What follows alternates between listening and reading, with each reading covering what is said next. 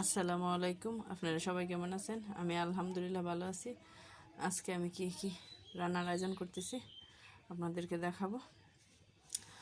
এ হলো কবুতরের মাংস, আর এটা হলো ছোটো আলু, তারপর শুকনা শুটকি দিয়ে এই ছোটো আলু দিয়ে ভাজবো। দুই জাতের রান্না করব। আর রসুন বাটা, পেঁয়াজ বাটা আর আদা বাটা।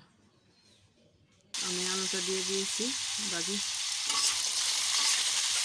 ওই সাথে লবণ দিয়েছি, হলুদ দিয়েছি।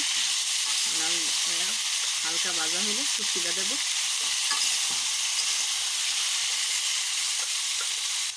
আমার আলুটা প্রায় ভাজা হয়ে গেছে, কি সুন্দর একটা কালার আসছে। একটু হইলে তারপর আমি শুটকিটা দেবো।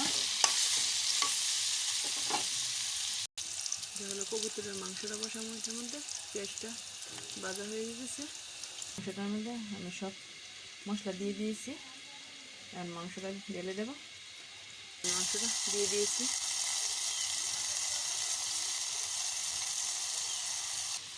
আমি এখন শুটকিটা দেবো।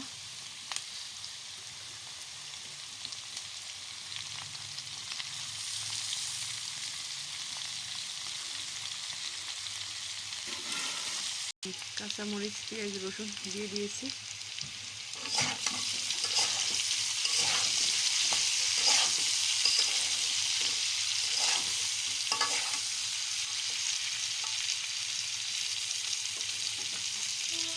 কবুতরের মাংসটা কষা হয়ে যেতেছে,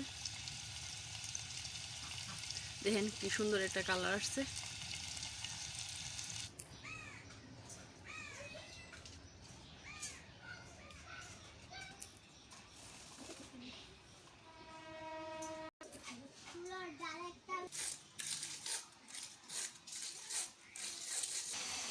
আমার শুটকি ভাজিটা হয়ে গেছে।